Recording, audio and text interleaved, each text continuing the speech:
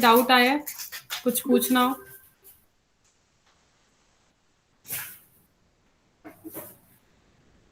हो गया है सभी का कंप्लीट?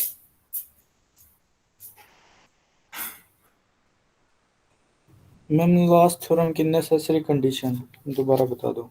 ठीक है, लास्ट थ्योरम की नेसेसरी कंडीशन। और किसी का कोई डाउट?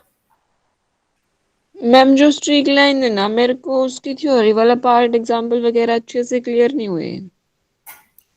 देखो, थ्योरी वाला पार्ट तो थोड़ा सा आपको इसके अंदर एक पैटर्न वाइज लिख के देखना पड़ेगा, तो याद हो जाएगा वो, उसमें कोई बड़ी बात नहीं है।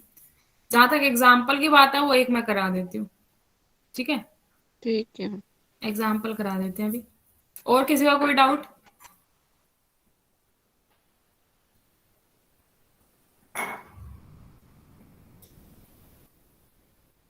और मैम ये भी बता दो, जैसे सेक्शन का जितना पार्ट हमने किया है उतना हमारा एक क्वेश्चन, मतलब एक सेक्शन का हाफ पार्ट पूरा होने के लिए काफी है ये?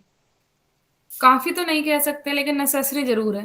मतलब 90% है कि यहाँ से क्वेश्चन कंप्लीट हो जाएगा। 10% के लिए मैं आगे कराऊंगी अभी equation of continuity. Okay ma'am. ठीक है, बाय चांस वहां से आ जाता है कई बार, तो इक्वेशन ऑफ कॉन्टिन्यूटी आज का हमारा लेक्चर यही रहने वाला है, प्रॉब्लम्स लेने के बाद। ठीक है? ठीक तो है। अगर किस्मत अच्छी होगी सभी की तो हो सकता है यहीं तक आपके दोनों क्वेश्चन बन जाए। अदरवाइज इक्वेशन ऑफ कॉन्टिन्यूटी भी करनी है आपने, जो मैं कराऊंगी अब। ठीक है? ठीक है मैम। मैम 7 बजे क्लास मत रखो, हर रोज नहीं हो पाएगा 7 बजे का। नहीं नहीं, आज आज के लिए रखिए भाई। बाकी तो वही 6 से 7 बजे टाइम है डेली। ठीक है, आज भी जिस प्रॉब्लम लेने के लिए रखिए, और कल हम इसको इक्वेशन ऑफ कॉन्टिन्यूटी को कंप्लीट करेंगे। ठीक है?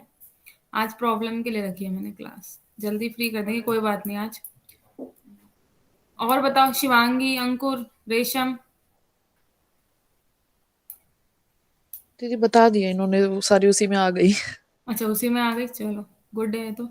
और शिवांगी? हम्म। नहीं, शिवांगी की आवाज नहीं आ रही है, लिख दो भाई तुम। रिचा? नहीं है दीदी, जितनी की उसमें तो नहीं है अभी तक तो। अच्छा, तुम्हारी मतलब ये भी क्लियर हो गए, स्ट्रीक लाइन और नेसेसरी कंडीशन? हाँ दीदी क्लियर है। ठीक है। अंकुर? नेसेसरी कंडीशन इन्होंने वो करा दो आप। अच्छा, सेम प्रॉब्लम है, ठीक है, चलो। सेम लास्ट थ्योरम में ही शिवांगी को भी प्रॉब्लम है, तो ऐसे करते हैं, पहले फिर लास्ट थ्योरम को ही करते हैं। ठीक है, चलिए।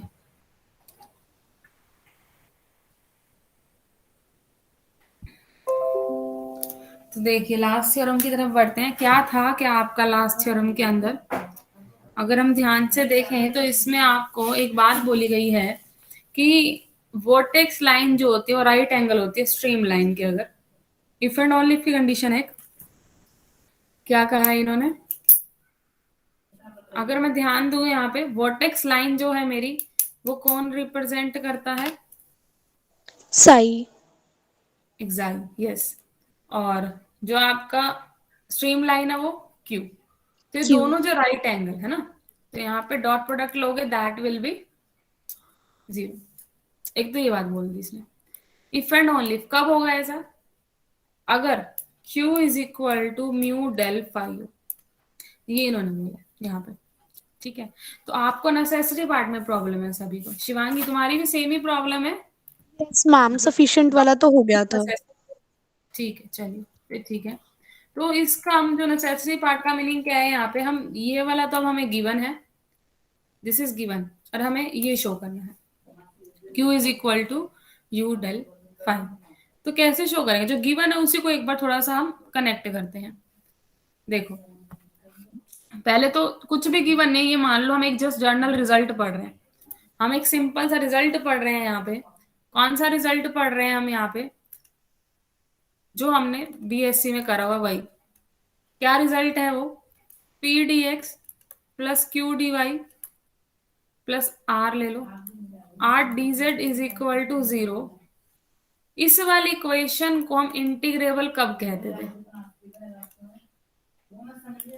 कब कहते हैं? इफ ये P रखो, curl Q by curl Z minus curl R by curl Y, plus इसी तरीके से p की जगह फिर q, q की जगह पे r की जगह पे p, ठीक है ना, और z की जगह पे आपका क्या आ जाएगा x, और y की जगह पे z। तो इसी तरीके से तीनों लिख के इक्वल टू 0।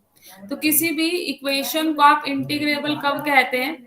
अगर ये आपका सेटिस्फाइड हो जाए, ठीक है। तो यहाँ पे हमारे पास 2 वाला हमने पढ़ रखा था, M D X plus N D Y कब इंटीग्रेट होता है? Curl M by curl Y is equal to curl N by curl X, ये हमने पढ़ा हुआ था। तो 3D के लिए ये वाला रिजल्ट होता है जो मैंने लिखा है। तो ये रिजल्ट सबको क्लियर हुआ है? पहले तो ये बताइए। Yes ma'am. हाँ, तो अब बस इसी रिजल्ट को आपको कनेक्ट करना है, इसी को हम कनेक्ट करेंगे। देखो कैसे कनेक्ट करेंगे। एक इक्वेशन लिख रही हूँ, Q dot D R is equal to 0, जिसको हम क्या भी कह सकते हैं, Q के क्या होते हैं, यूवी डब्ल्यू, और डी आर के D X D Y D Z, मतलब U D X plus V D Y plus W D Z is equal to 0। ये लिखूं या फिर ये लिखूं, सेम ही बात है, कोई दिक्कत तो नहीं है इसमें। अब इस वाली इक्वेशन को हम इंटीग्रेबल कब बोलेंगे, बता सकते हो? इसी से कंपेयर करो फर्स्ट वाली से, ये फर्स्ट के जैसी ही है, बस p की जगह u आ गया, q की जगह पे v आ गया, r की जगह पे w आ गया। तो इसको हम इंटीग्रेबल तब कहेंगे जब ये कंडीशन सेटिस्फाई हो, इफ। तो ये कंडीशन लिख रही हूं मैं इसके लिए, इफ क्या कंडीशन बन जाएगी, u रखेंगे, देन करली v बाय करली z माइनस करली w बाय करली क्या आ जाएगा y, है ना। इसी तरीके से प्लस नेक्स्ट टर्म v के साथ प्लस नेक्स्ट टर्म w के साथ इक्वल टू 0। तो ये इंटीग्रेबल तभी होगी जब ये कंडीशन सेटिस्फाइड है, if this is equal to 0। या फिर मैं लिख सकती हूँ इफ ये है क्या मैं इसको ऐसे लिख सकती हूँ, आई जे के यू वी डब्ल्यू, और यहाँ आ जाएगा curl V by curl Z कर रहे हो ना आप, तो यहाँ करली बाय करली जेड लिखते हैं, या करली बाय करली वाई लिखते हैं, करली बाय करली एक्स लिखते हैं। क्या इस वाली में और इस वाली में कोई फर्क है?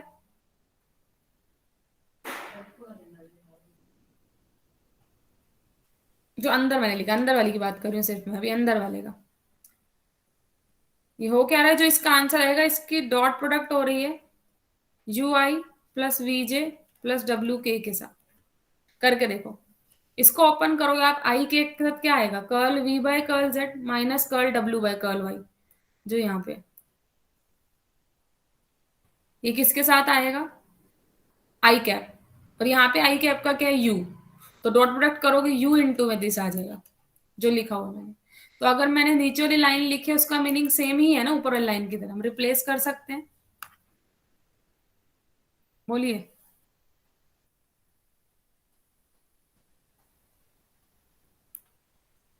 जिनकी प्रॉब्लम थी वो बोलिए, मनीष। हाँ आ गया मैम, आ गया आ समझ। गया, शिवांगी ठीक है। सो मत जाया करो भाई, रिस्पॉन्ड किया करो तब मजा आता है। तुम में चेंज दिख रहा है मुझे, फर्स्ट सेम में जब आए थे पढ़ने तो बहुत अच्छे से रिस्पॉन्ड करते थे, सेकंड में थोड़ा सा कम हो गए, थर्ड में तो ऐसे लगता है जैसे सामने वाले सो ही रहे हैं। अब यूं लग रहा है कि ऑफलाइन वाले ट्रैक पे आ जाओ, बोर हो गए। हाँ, ये क्या बन गया आपका क्यू, और ये क्या है, ये किसके फॉर्मूला है बताओगे?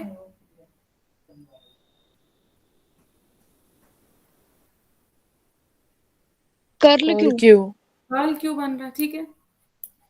तो ये हो गया 0। इट मीन्स आपने कहते if Q dot xi is equal to 0, मतलब आपके पास यहाँ पे हमने कौन सी इक्वेशन का इंटीग्रेबल कहा है, क्या रिजल्ट दिखाएगा, हम लेके चले थे Q dot D R is equal to 0 is integrable, कब आया, if Q dot xi is equal to 0, तब आया आपके पास। ये रिजल्ट आपने अभी निकाला है एक, हमें क्वेश्चन में गिवन ये था। अब ये चीज गिवन है, इफ वाली कंडीशन ही तो, मतलब इफ वाली गिवन है तो ये ट्रू हो जाएगा। Q dot xi is equal to 0 तो हमें गिवन है ना, stream line are right angle to the vertex line. तो इट मीन जो डिफरेंशियल इक्वेशन मैंने लिए क्या होगी, इंटीग्रेबल होगी, यही मतलब हुआ इसका।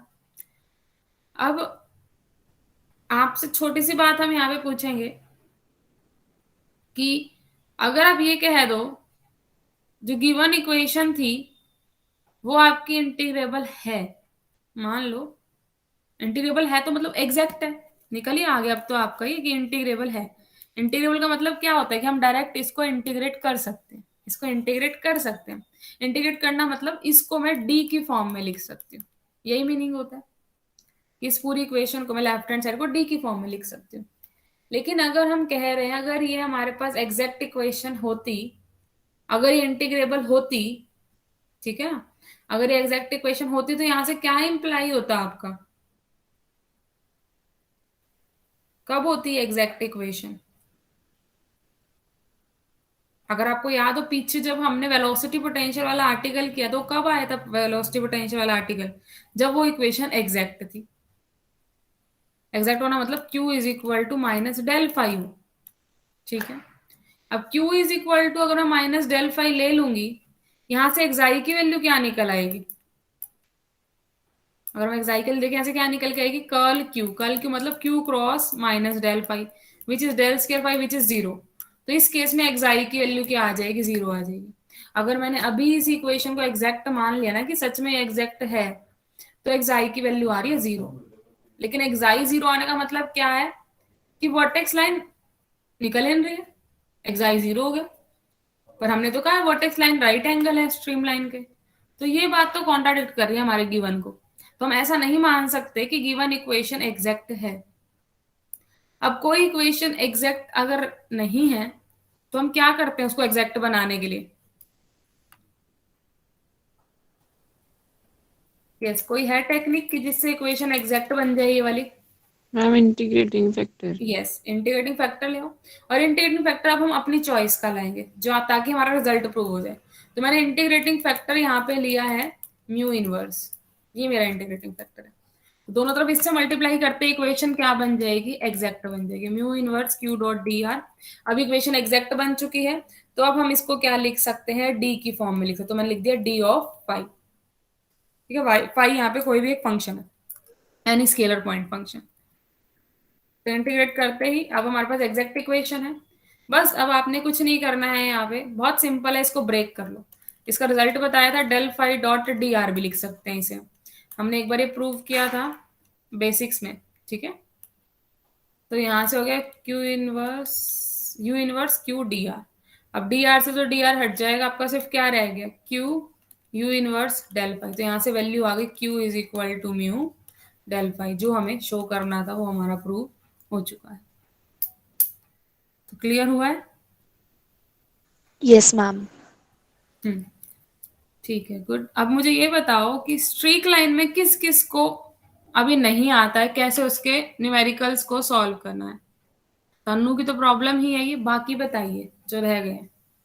मैम न्यूमेरिकल्स में मेरे को कोई प्रॉब्लम नहीं है, वो तो हो जाते हैं। वो हो जाते हैं, फिर क्या थ्योरी का ही दोबारा बताऊं ये कह रहे हो? यस मैम, सिर्फ थ्योरी में ही प्रॉब्लम है मेरे को। डेफिनेशन भी क्लियर ही है। अच्छा, डेफिनेशन भी क्लियर, फिर क्या रह गया? वो जो एग्जांपल्स उसने दे रखे हैं ना, मेरे को वो क्लियर नहीं हो रही, मतलब ऐसा। अच्छा, जो उसमें ये बता रहा है कि डाई का एग्जाम्पल हमने बोला था, तो उन्होंने भी कुछ वैसा ही पोटेशियम वगैरह करके वाटर एज आइस ये सब। Yes ma'am, yes ma'am. चलो इस लाइन को देख लेते हैं एक बार दोबारा से।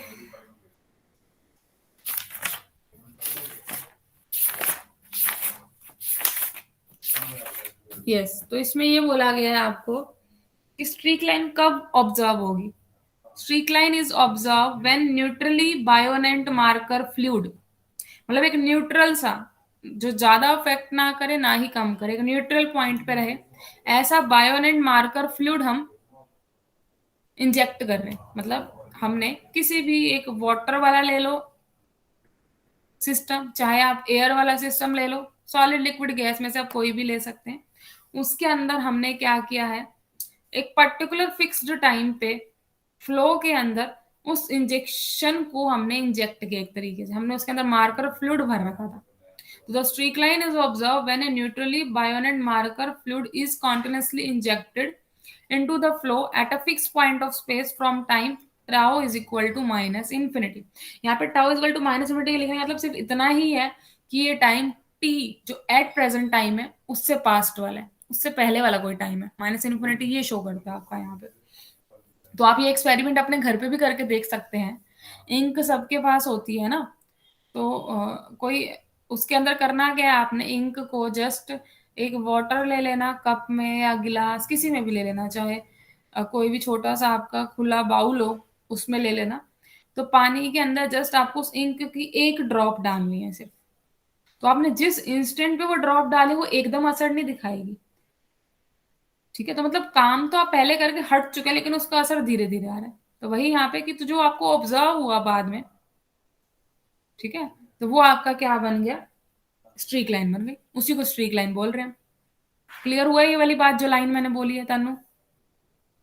Yes ma'am. अब ये कह रहा है जरूरी नहीं मार्कर फ्लूइड आपका कोई ऐसा ही है, वो मार्कर जैसे मैंने इंक दिया एग्जांपल, इन्होंने और एग्जांपल दिया, इन्होंने कहा मार्कर फ्लूइड स्मोक भी हो सकता है। स्मोक मतलब जो धुआं होता है। धुआं कैसे बनेगा, जब आपने मेन फ्लो में जो मेन आप उसके अंदर इंजेक्ट करें तो क्या हो, कोई गैस हो, सच एज वो एयर भी हो सकती है गैस, ठीक है। या फिर सेकंड एग्जांपल आप ले सकते हैं मार्कर फ्लूइड में डाई। डाई की अगर हम बात करें तो पोटेशियम परमैंगनेट भी हम डाई को ही बोलते हैं। तो उसमें मेन फ्लूइड क्या रहता है जिसके अंदर आप फ्लो जो इंजेक्ट कर रहे हो है क्या, डाई को आप किसके अंदर डिसॉल्व कर रहे हो, वाटर के अंदर। तो ये लिक्विड ले लिया हमने वाटर उसके अंदर। तो नेक्स्ट लाइन यही liquid marker fluid may be smoke if main fluid involve a gas such as air और dye such as potassium permanganate if the main flow involves a liquid such as water. Clear हुआ है?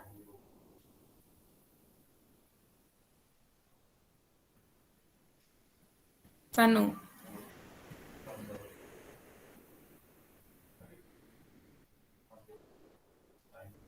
क्या हुआ, आवाज आनी बंद हो गई क्या? मैम एक बार किसी का बीच में कॉल आ गया था तो नेटवर्क कनेक्शन चला गया था। अच्छा अच्छा, तो ये कहा है हमने इसके अंदर कि जो मार्कर फ्लूइड है, कहाँ तक समझ आया है वाला बताओ। मार्कर फ्लूइड समझ आई है कि स्मोक भी हो सकते हैं, डाई भी हो सकती है। Yes ma'am, yes ma'am. ठीक है, तो हो गया क्लियर? और क्या इसमें, हाँ बताओ, डाउट रह गया अभी भी? नो मैम, अभी नहीं है, कर हो जाएगा अभी शायद ये फिर अब। ठीक है, हो जाएगा, सभी का हो जाएगा। अब इस फर्स्ट सेक्शन में किसी का कोई डाउट तो रिमेनिंग नहीं है जितना हमने किया उसमें से? चलिए, तो अब हम नेक्स्ट टॉपिक फिर स्टार्ट कर लेते हैं आज ही। किसी को कोई काम तो नहीं है अभी, अगर हम नेक्स्ट स्टार्ट करें इसके अंदर equation of continuity?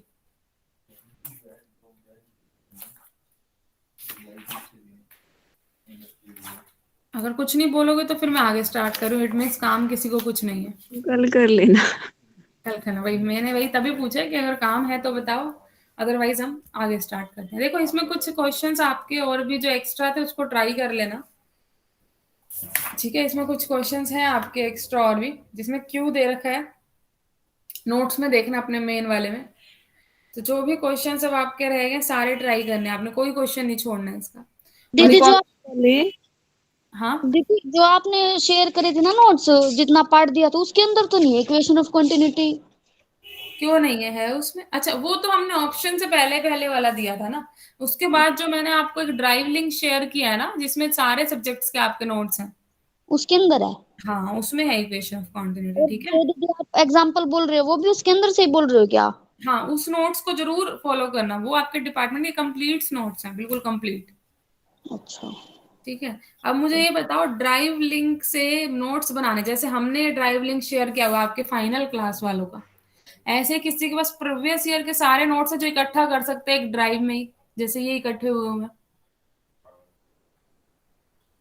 Google classroom में, कहीं तो टीचर्स ने शेयर किए होंगे आपको लास्ट ईयर सारे नोट्स। मैम शेयर तो किए थे, फिर जैसे अब नया क्लासरूम बन गया तो हमने उससे भी मतलब लेफ्ट कर लिया। लेफ्ट तो नहीं होता, क्लासरूम से लेफ्ट होता है कोई? एनरोल और अनएनरोल कर लेते हैं ना मैम फिर। किया तो नहीं है। अच्छा, तो तुम में से कोई नहीं, तुम में से कोई बना सके, रीचा मनीष दोनों का कुछ आंसर आ रहा था, हाँ मैं बना दूंगा मैम। ठीक है। मनीष तो तुमने फर्स्ट ईयर के, जैसे तुम्हारे सेकंड ईयर के हमने बना रखे हैं ना, ऐसे फर्स्ट यस ईयर मैम। के जिस जिस सब्जेक्ट के आप अरेंज कर पाओ वो उस एक ड्राइव लिंक में बना दो, जैसे इसमें हमने बनाया हुआ, ठीक है। ठीक ठीक है मैम। तो इससे क्या होगा कि आगे जितनी भी क्लासेस आएंगी किसी को भी कोई दिक्कत नहीं होगी, जैसे अब आपको किसी भी नोट्स को अरेंज करने में दिक्कत नहीं हुई होगी क्योंकि आपके पास ऑलरेडी सारे नोट्स आ गए। ये आपके सीनियर ने कपिल नहीं बनाए हैं, एमएससी मैथ्स का स्टूडेंट है वो। तो इसी तरीके से आप में से कोई एक बनाएगा तो आपके आने वाले सभी जूनियर्स को फायदा होगा, सिर्फ आप से मतलब सिर्फ प्रीवियस वाले जूनियर नहीं, जितने भी आगे जूनियर्स आएंगे सभी के साथ हम ये लिंक शेयर करेंगे इन फ्यूचर। क्योंकि टीचर्स क्या, वो तो एंड में जाके देंगे, तब तक शायद हो सकता है कि बच्चा ढूंढता ही रह जाए, तो उससे बेटर है ये, ठीक है।